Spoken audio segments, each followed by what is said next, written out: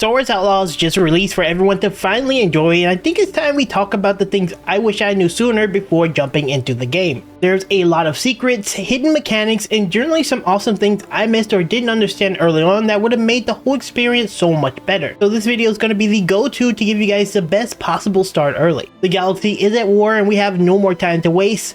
Let's begin. So one thing I was very bad at early is utilizing Nix to his full capacity. Early on, you are pretty much told that you can use Nix a variety of ways. Typically you use him to get over obstacles or even just steal some pretty casual items, and while this was explained briefly, I really didn't utilize it a way that I probably should have. One of the most notable ways that would have really helped me early on is using him to steal things off of opponents during combat. When you're facing off against factions like the Empire, they're one of the factions that, while not necessarily the most skilled or the strongest, they have a massive amount of quantity and can overwhelm you even with good builds. In the heat of combat, once you start to get overwhelmed, you could in theory use Nix to go steal grenades off of enemies, or even before the fight even starts, you can use it to replenish some of your grenades to have a much cleaner fight. You can also use this to pick up healing items and to activate explosives to give yourself either cover or just detonate explosives to hurt enemies. While Nix is great at exploration, you can actually use Nix to give you a really sizable combat edge. This actually extends to stealth-based situations where you generally can't use your weapon. You can actually use Nix to distract the enemy, which is actually really nice, but other ways to utilize them is to have him attack. One thing I use a lot more now is have him attack one target while I attack the other target. By the time you finish off that individual target, you can go to the one that he's attacking and finish him very stealthily. Nix is one of the best parts of the entire game, and using him correctly is going to make your experience much better. Next, we have the criminal network. This is something you're going to interact with very early, where there's multiple factions that pretty much exist in the Star Wars universe. These individual factions not only give you access to really cool things like solid equipment, charms, and tons of ways to upgrade your ship and your blaster, but being in their good grades actually still has benefits outside of what they can give you. First off, maintaining these can be a little difficult early on, but one thing you can do relatively early is to take all the contracts. During the story, there will be multiple instances where you will double cross or have opportunities to betray certain factions. While it is absolutely nice to be able to get a big burst of reputation for them, so you can get some pretty powerful equipment, just know that you can go back to contracts to kind of even this out. The way to do this is go to any major canteen and speak to the contract broker. The contract broker will give you access to a combination of contracts that can be used to pretty much keep you in line where you don't get too bad of a reputation with each individual criminal syndicate. In my opinion, there are a handful of contracts you should generally try to avoid because some of them can be much harder than others. Any contract, typically thief contracts that require you to pickpocket specific members of a faction, is usually one of the worst ones to do early on. Mainly because you don't have the best reputation, for example, and some of their zones tend to be off limit. If you go into these areas that you're not in good graces with, they will immediately be super hyper aggressive towards you and kind of kick you out. If you get caught, you will instantly fail the mission, as these, for example, typically are high risk, where you only have one shot to actually do this, and when you fail, you'll lose some reputation with the syndicate that you took the mission from. This actually extends to outer space as well, where they have missions very similar to this, where you need to go to a specific location to pick up cargo. Sometimes you'll actually face off against pretty powerful ships, and unless your ship has been upgraded, you can actually just get absolutely destroyed by some of the stronger cruisers. The point I'm trying to get across is when you're taking contracts, be sure to understand your limitations, and the high risk ones, generally speaking, are some of the worst to take unless it's just going to kill bandits of some sort. If they have a stealth condition behind them, they can be very hit or miss and can ruin your experience. Now, the other reason why being within good graces of individual syndicates is another high priority is because of how experts can work in the game.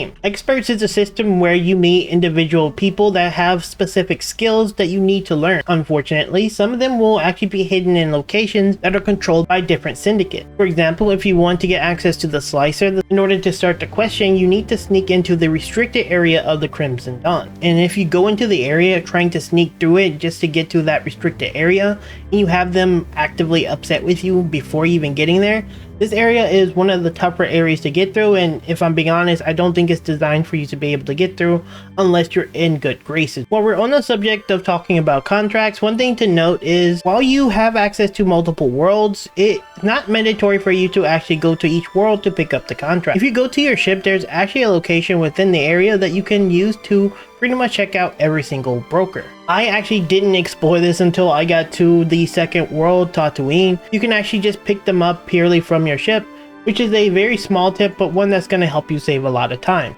While we're on the subject of the ship, one other important thing to note is when you're on the ship, there's actually usually a variety of things that you may come in contact with. If you are in the good graces of the Syndicate, there will be a delivery crate that actually stores a lot of items, weapons, and things that they send you, so you definitely want to check that out. Also, there are some places that will give you like resources that upgrade your gear. Checking the workbench will actually help you there. And when you go to Nix's area where he sleeps, you'll notice that sometimes there's just equipment and charms just sitting there. When I finally discovered this was something that you can get for free resources, I was already at Tatooine and I had so many charms I could have used that was already available, as well as equipment. So frequently going back to your ship and checking it as you progress through the story is actually pretty nice, because you actually get access to some really sizable upgrades. While we're on the subject of experts, you will notice sometimes you'll get access to expert quests.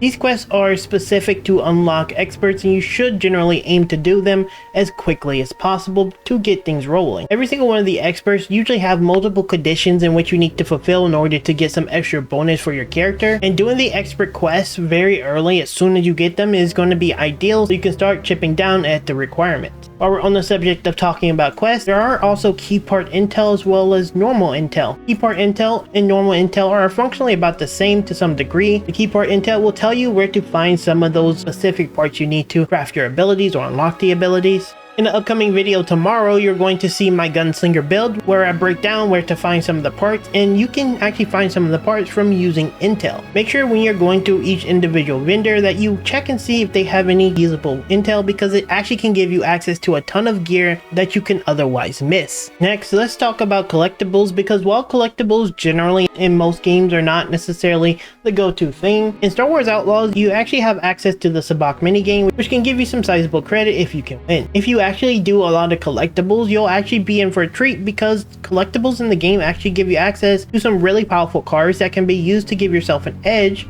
to pretty much win the game. I have found a few of the cards, and so far they have been pretty impactful, making me much better at winning sabacc, and you should make an effort to do this if you enjoy collectibles. Now, inevitably, one thing that will always happen is you will be chased down by the Empire. There are a mountain of missions that kind of send you to their area, and as you probably expect, they're not really willing to let you just kind of exist in their territories. One very cool thing you can do if you really want to get a lot of extra credits is to face off against them and raise your wanted level. One thing I love to do is go to one of their Imperial structures, usually the bigger ones with multiple large areas, and face off against them and pretty much get my bounty to the point where they raise my bounty all the way up. Once you find a console that gives you access to your bounty, you can actually slice it, clear your bounty, as well as collect on the credits to give yourself a sizable amount of credit so you can use it to spin. This is one of my favorite ways to gain some extra credits, and you definitely should use this trick. And there you have it. Those are the tips that I wish I knew sooner in Star Wars Outlaws.